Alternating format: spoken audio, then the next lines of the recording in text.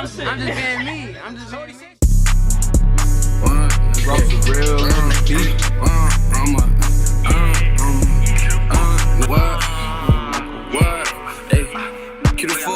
DJ 837, turn up.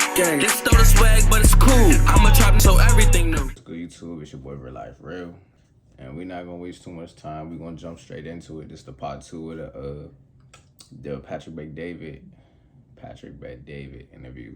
Well, you'll see why. Yeah. Sick movie. New tour date. Hold on.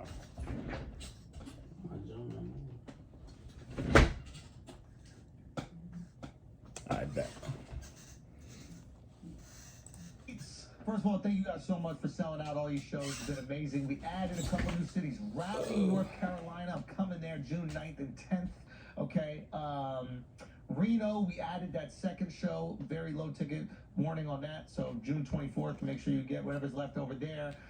We added Oklahoma City. We're going to be there the 21st and 22nd of July. Bethlehem, PA, thank you guys so much for selling out the show. We are adding a second show that should be up by now. And then Atlantic City, man.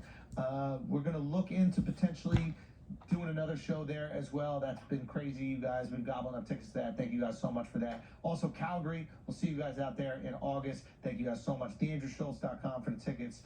And, you know, I love doing this more than anything, so I can't wait to see you guys out there. Peace. Are you like the LeBron guy or Michael guy? I'm curious. You're like diplomatic, they're both great. It's not We got diplomacy, but it's like LeBron or Michael Jordan. I ain't gonna lie, I'm gonna keep it a buck. I think LeBron bullying Jordan. Michael did some things to me, like, as a Knicks fan.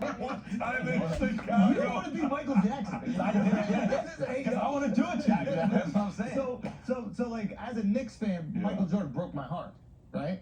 And then I also got to experience Jordan when the athleticism was starting to wane, and he was just willing himself to victory. So I started to root for the guy who broke my heart.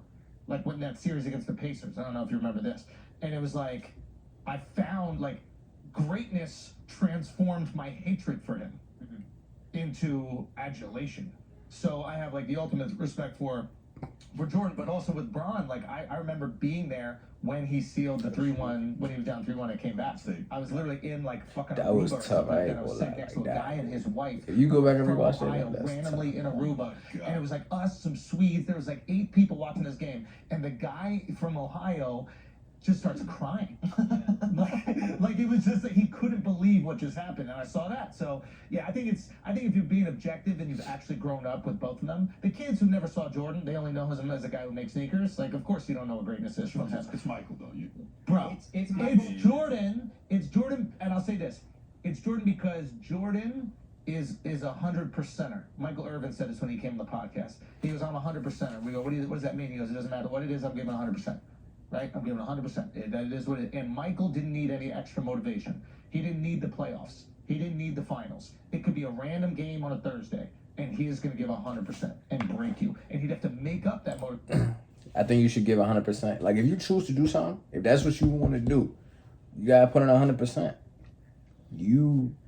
What are you gonna do it for? If this is what you want to do, you gotta do it to the best of your ability. Be the best that you could be. Try to be better than you was yesterday in that field.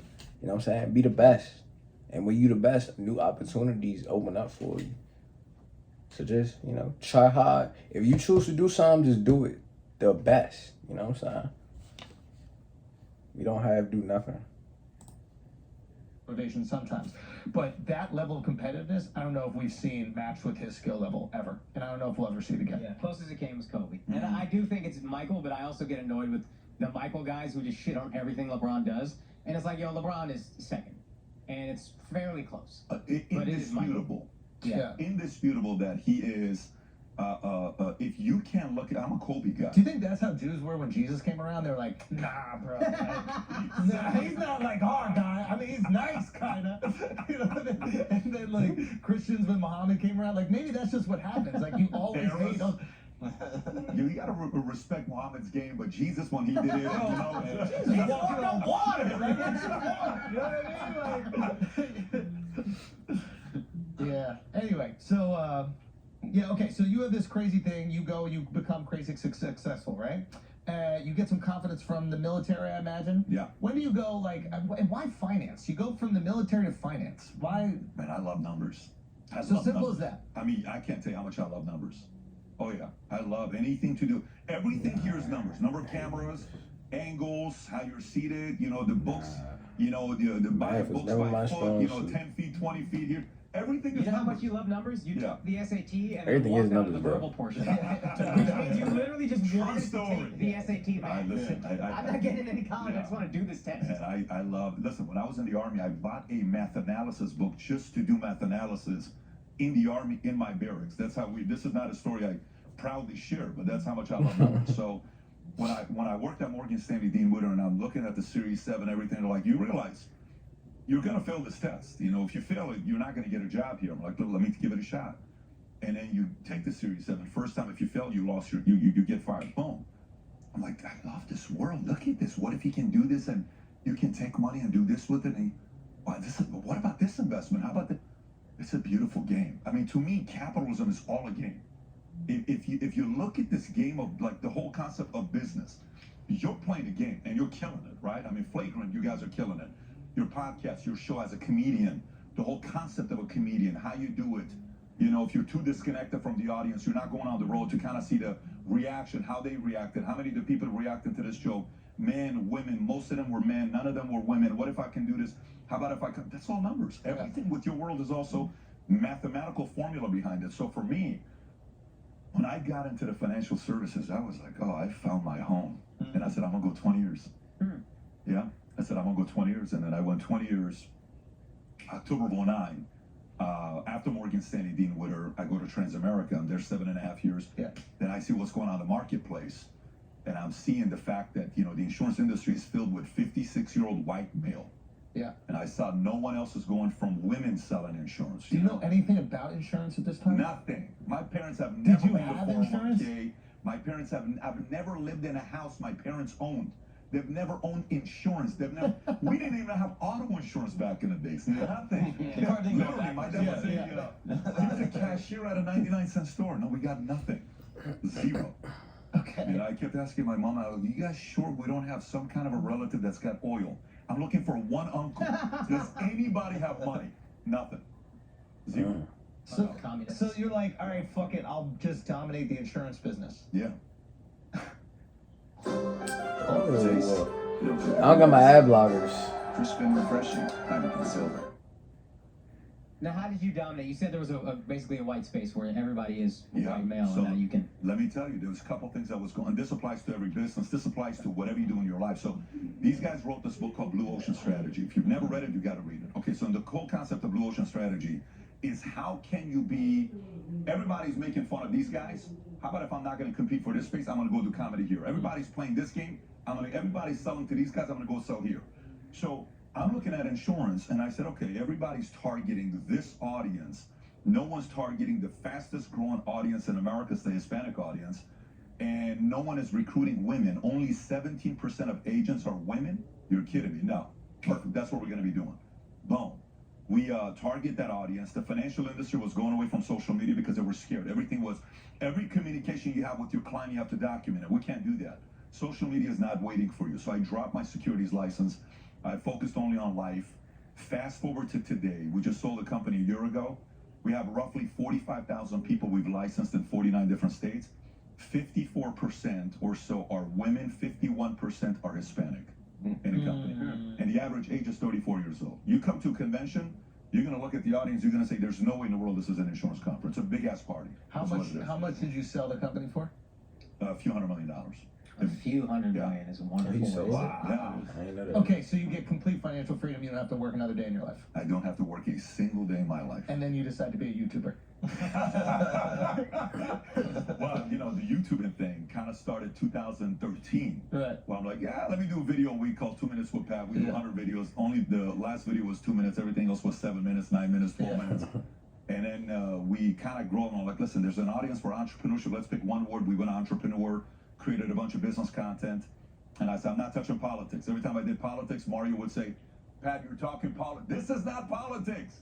Pat, you said you don't want to do political content. Okay, we can't do this one. Let's change it. And then eventually, I take a break.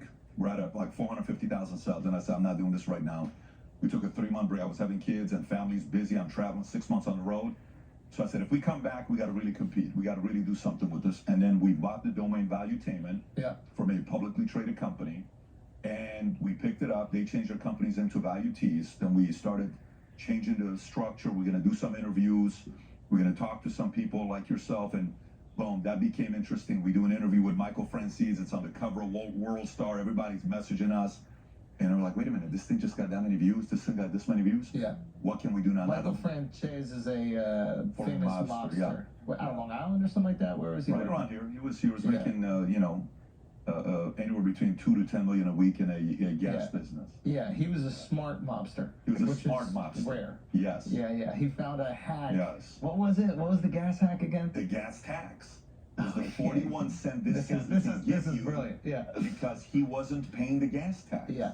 And So he connected with the actual gas stations, right? Yes. Yeah. Break it down. Him and the Russian mob worked together closely, and he could get gas cheaper than anybody else for you. 20-cent discount for you. And everybody was calling him. He was the guy that was running everybody. And then next thing you know, they're like, wait a minute. This guy's making the Fortune magazine comes at the top 50 most powerful mobsters in America.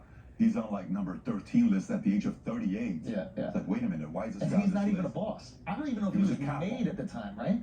He was a capo. Okay. He was a capo. So there's the boss, the consigliere, the underboss, then you have capo. He was a capo. Okay. Sammy was a underboss under Gotti, and Sammy made money, but Michael was known as the earner. Yeah. Okay, so you get into these mob guys and you're doing a bunch of these interviews. Yeah. And when do you pivot? When does it become, when do you feel like you can affect culture a little bit more? Because I feel like now that you're tapping more into culture, I don't like to call it pop. I'm in the pose, but his little jacket he got on, I like it. It look kind of sweet. It look kind of like Gucci a little bit. But I like the graphics on it, the design. Had to put that in there. Politics, I think politics is a reflection of culture, but I feel like you're talking a lot more about culture and the things that you're saying. It's not only motivational stuff when it comes to business, but it's also opinion when it comes to, societal breakdown, if you will. So in Hollywood, they look at actors like Justin Timberlake and they call him what? They call him triple threat, right? This guy can dance, he can sing, he can act, right? There's not a lot of them out there that are good in those 3 areas, right? If you were to look at some of the names, maybe you put Will Smith in there, maybe you put Chris Brown in there, but then you have Justin Timberlake. Yeah, that's there. Jamie Foxx. 100% Jamie Foxx. Yeah, 100% Jamie Foxx. Nah. So for me, I ain't even knew Jamie Foxx rocked or made music until like a few days ago. I did not know that. I thought he was just an actor. And I seen him on a Kanye song. Hey man, some people multi-talented. I feel like you should be versatile in the world. You know what I'm saying? Be able to do more than one thing. Never want to have your eggs in one basket. Just, you know what I'm saying? Branch out to other things. If you could dominate one, you could dominate 2. If you could dominate 2, you could dominate 3. Just keep it going. You know what I'm saying? You never know what's gonna happen with one thing. So it's always good to have something else, going for yourself. I'm not saying do something you don't like, but if it's another area that you would want to get into, I say get into it. You know what I'm saying? I'm looking at the game and I'm studying everybody. And I said, okay, this guy is a great host. Yeah, you really do got to study people. What do you think? Do you agree with each other? What do you disagree with what he has to say? And how about yourself? So that's a skill set, right? To be a great host. Like Larry King is a great host. But nobody will say, what was Larry King's opinion on XYZ? That's not his game. He played this, right? Ernie Johnson on Inside the NBA. He'd say that again? Ernie Johnson on Inside the NBA. Ernie Shaq, Johnson inside, absolutely. He is a great host, right? But if I ask you right now, what is Ernie's opinion on XYZ? You're not going to think about it, right? Then you have talent opinion, Barkley. That guy makes the show, right? Talent opinion. Here's what I think we ought to. They're making a mistake. these guys are a bunch of idiots. You know, San Antonio Underwears are the biggest. You know, let me tell you. What is this guy talking about? Yeah. He's entertaining. Chuck, you can't say that. Why'd you just say that? I said, I gotta say this the truth. Okay, so you got a host, you got the talent, the opinion, and then you got analyst. Yeah. Kenny Smith, which means, let me give you an idea why based on this data, Yeah. okay? Each is attracted by a different kind of an audience, right? If you can do all three, now you got a different kind of a element of talent. So for me, I looked at this and I said, okay, I enjoy this, okay? I enjoy listening to banter conversation, but then I got opinions about different things. So there is risk with the opinion game. Big time. That's the risk. So a lot of times I had a meeting with this guy today, billionaire, business guy, Hollywood music. You know, what we talked about for breakfast, you can't talk in his world and give what he really thinks about, his opinion. If he does, it could ruin a lot of his business and his life. Yeah. So there's a risk into doing that. Eventually I said, you know what? I'm gonna do this with Valuetainment. Here's my opinion. Here's what I believe. Here's what I do. If you don't like it, I totally get it. But I'm gonna give it to you from my POV. And then I'm gonna do PVD podcast, and I want to talk about everything. And I got a lot of interest in culture, family, parenting, kids, economy, politics, add them all together. So there was an evolution in it. First, I was just creating content to talk business. Then I started interviewing. Then it's opinion, and then, you know, that's kind of it came about. Do you think you'd be able to do it if you were still running the insurance business? Not the way I'm doing it today. Because they'd attack you for it. Oh, they're doing it today. But I say, okay, great. What do you want me to do? Really? I haven't seen a lot of people go at you yet. No. When I'm from the space, Oh, it will happen. in the space, Yeah. in the space, in the insurance industry. So when I'm, Oh, of course, they're when competing I'm with you there. building the company and I'm in the process of wanting to sell the company, Yeah. if the company has a category where my opinions are linked to XYZ, a buyer doesn't want to buy the company because did you hear what the founder said? Mhm. Did you hear what this guy said? There's an element of Yeah. that where you have to massage your way through on what you really want to say. I think it's wise to do it anyways, but today the handcuffs are off today.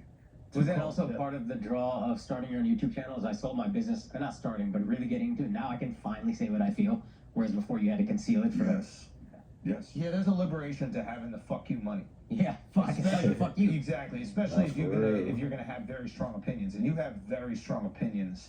Yeah. Do you worry about that at all? See, that's the thing, though. In this world, you gotta have money to like say something or like have your own opinion. Cause these days they want you to all think the same way. Like we human, we gonna think different naturally, but people, I don't know. You say you state your opinion, all of a sudden you gonna get canceled. You know what I'm saying? But when you up, like you got millions, like hundreds of millions of dollars, that's like you got the money. Like nobody could like, you know, stop, you know, cancel you at that point. You up. So it's like you need money to like do certain things in the world. And it's, I don't know. I don't like it, but that's the world we live in. But I will be at that point. Trust and believe. Because I got a few opinions myself. You with me? But yeah. How do I say it? It's like you're operating, I feel like you're operating at the top of your bubble. And then by bubble, I mean there's a specific lane on YouTube, which you really tap into. And there's also another lane, which is like Florida. I feel like in Florida, you're like Rogan. Like when I was walking around after doing your pod, everybody's, I just saw you on PVD. And that was the same thing after I did Rogan, like the first time, just walking around. People be like, oh shit, I just saw you Rogan, etc. But I feel like what happens is every time you bubble out of that, right, you're gonna get the scrutiny of the casuals. Right? The people who don't really know you, don't know your experience, don't know your story, they start hearing about you and they're going to have resentment or animosity for your opinions that are different, and then they start attacking you for the things you said. And you said some people would go very wild things. Some people would also say that's very rational, your take, right? Depending on your like politics. But I feel like when you offered Tucker the 100 million, right? That was outside of bubble. Did you feel some heat after that? Oh, absolutely. Big time, right? Absolutely. It was What great. did people say? Oh, But you let like me it. listen. You want to dance. I love it. I love it. Oh my God, I can't even describe it to you. Like, I get excited when I even think about what that's going to look like. You know, look, for me, everybody fights in a different way. Okay, there's different styles to fighting. You know, when you have a fighting style where, you know, Larry Holmes versus Ali versus, all Ken Norton versus, Foreman versus, you can go and look at everybody. So that's a different style on how they would fight, right? I think in this world of communication, there's a different way to fight and deliver your message, yet stand your ground, but at the same time, maintain a relationship with the other individual. That is an art. It's not easy to do. It's very hard. And the way you do it is by, I think what is unattractive is the following, is when you're 100% I'm right, you're... My phone, my camera just exploded. And I leak some argument. What do you think? I love that you do that. Yeah, tell me. Very cool thing. Maybe I'm off. Yeah. I'm okay with that. If I can compliment you Yeah. a bit more, not only do you bring on people that were going to disagree with you, you don't bring on like punching bags from the other side that you could just bully in an argument. You bring on smart people who make great cases. And I think that's really cool and rare in this space. Going off what Andrew said about you get hate from the general audience that doesn't necessarily know you, how would you describe yourself? To them or to the audience? Everyone in general. Well, I think it has to do with how long, like, for example, I'm asking him about the story. Talk to me, Pat. The unique story of this building next door, right? Mom, how he grew up, down the street, how far, the bike. They don't want him to ride the bike because he goes the other way. October 30th, birthday, 40, family, yesterday's exchange in text. I'm curious about this guy as a product, right? I'm curious about him as a human being. But he didn't become who he is today because of what I've consumed of him the last 5 years. I want to know what prompted this guy to be here. Unfortunately, in America, too many times our judgment is on who this person is. Chelsea Handler makes this video, perfect example. Chelsea Handler makes this video calling out Adam, one of our guys. And she says, well, look at this guy, alpha. Trust me, you are definitely not an alpha. He gives me the SDE energy. And trust me, I can tell you for a fact, this guy on Alpha Motivation Zero, you're not alpha. This is coming from an alpha. You're a zero is what you are. So she calls him out and she talks about the fact that it's incredible to be childless. It's phenomenal to wake up and not have any kids, have sex with anybody you want, drink as much alcohol. All this shit she says. Video goes viral, 50 million views on Twitter, right? Whatever the number is. Okay. So the average girl is going to watch that and say what? That's right. Screw that SDE. I also want to drink and be able to be with any man. I don't want to have any kids. Does anybody even want to have this kind of responsibility in life? I want to be free because we're equal as men. Screw them. I don't need them. Great. Then you go read her memoir where she tells a story about when she was 9 years old.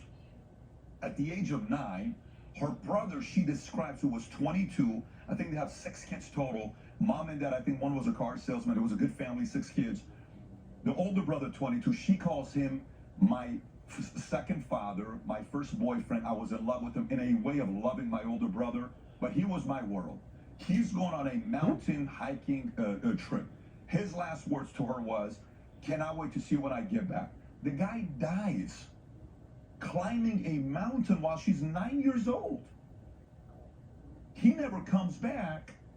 Then when he dies, she says, my mom and dad lost it. The man I needed next was my dad. My dad, I didn't have my dad anymore because he lost his mind. I don't blame him. He says, in that moment, I realized the pain of losing someone I love. And secondly, I saw my dad, the pain he went through of losing his child. Of course I want to have a hard time with commitment and wanting to have kids and get married. Do you blame her?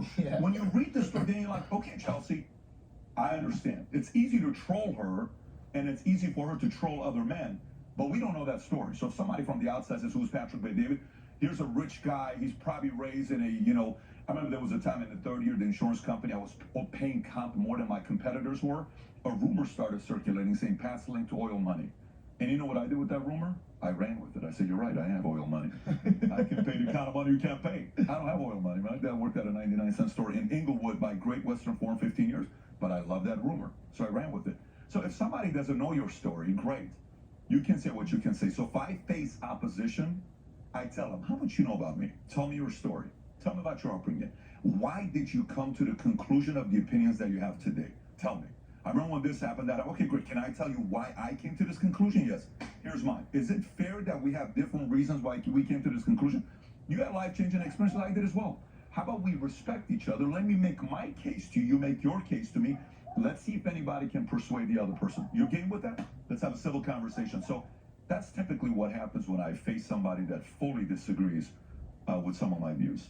Who has fully disagreed? I mean, and it's not even people. You'd be amazed. They'll come to me and say, hey, you're supportive. We're going to go ahead and stop it right there. Very interesting. Very interesting. Can't wait to get through the whole thing. That's all for today. So, I appreciate everybody for tuning in. I know my chair be squeaking.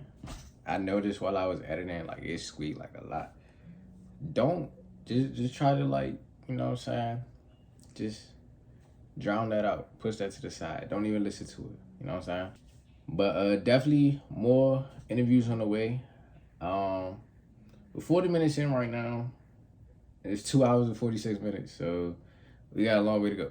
I don't know if I'm going to start making the episodes longer, just so we can get through it faster. Because I know people be having short attention spans nowadays. So, I don't know. But we'll figure it out. But definitely more interviews coming after Patrick. We could do some Andrew Tate. I've seen pretty much all of the Andrew Tate interviews.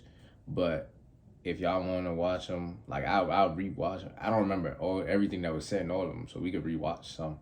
And, just go over them. But I've seen the one they did together, Patrick Bet-David and Andrew Tate. That was a good one. We could probably do that one again. So yeah, but let me know who else y'all want to see, and we can break them down. As always, stay hustling, stay active, stay motivated, keep getting some money, new money every day. You know what I'm saying? Just try to push yourself to be better than you was before. Try to push yourself every day to be better than you was yesterday. You know what I'm saying?